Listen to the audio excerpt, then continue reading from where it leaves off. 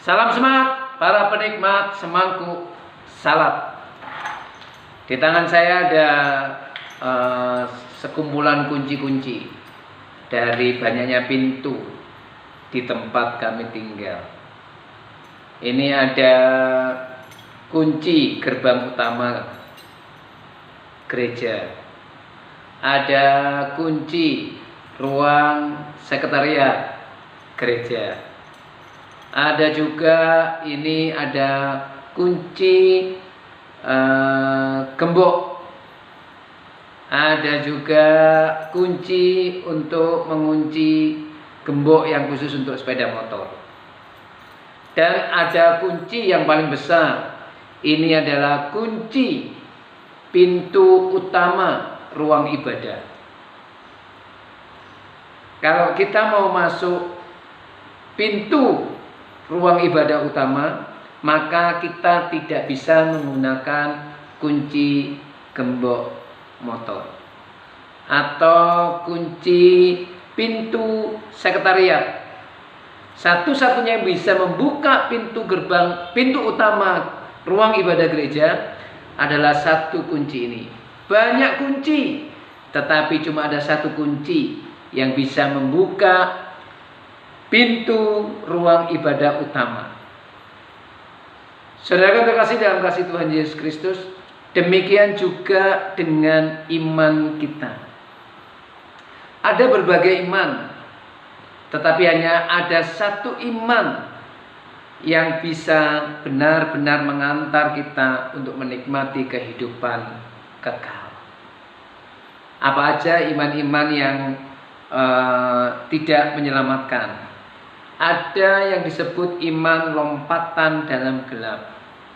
Banyak orang mengaku beriman, tetapi ketika ditanya, mereka nggak peduli siapa yang diimani atau apa yang sudah dilakukan oleh yang diimani terhadap hidup mereka. Mereka nggak ambil pusing. Pokoknya saya orang beriman, tanpa mau tahu siapa yang diimani. Yang kedua, ada juga iman sementara. Apa yang dimaksud dengan iman sementara? Ya, imannya pas kalau sakit disembuhkan, beriman, percaya. Ketika mengikuti kebangunan rohani, mendapatkan mujizat, percaya. Tetapi suatu hari ketika mujizat yang dirindukan itu tidak kunjung terjadi, orang ini mulai kehilangan imannya. Ada lagi iman yang cuma hanya di akal saja. Dia cukup tahu siapa Tuhan Yesus.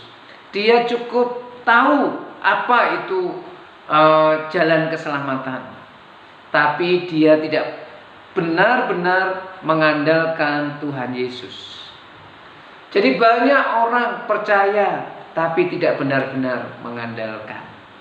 Dan satu hal yang penting adalah beragama itu belum tentu beriman atau percaya. Jadi kalau begitu apa? Iman yang benar dan bisa menghantar kita untuk menikmati keselamatan dan bahkan akhirnya nanti kita boleh punya jaminan hidup kekal. Mari kita membaca di dalam Injil Yohanes pasal 20 ayat 30 dan 31.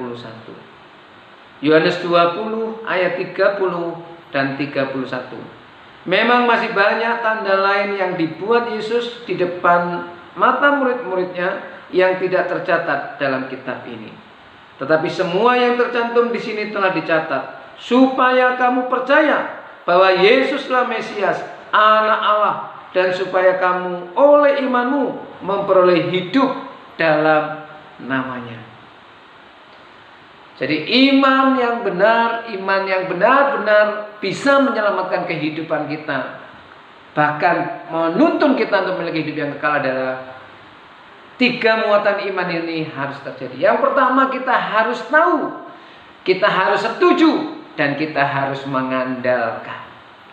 Kalau kita mengaku percaya dan beriman kepada Tuhan Yesus, bukan asal percaya, bukan nggak mau tahu siapa Tuhan Yesus. Kita harus tahu siapa pribadi Yesus yang sebenarnya, karya apa yang telah dilakukannya, kita harus tahu tentang Yesus Kristus, tentang karya-karya Kristus dalam rangka menyelamatkan manusia.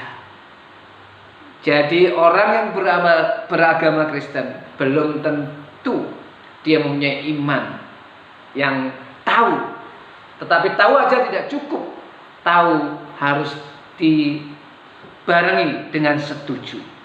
Ya, aku setuju bahwa Yesus mati dan bangkit bagi ketebusan dosa-dosaku.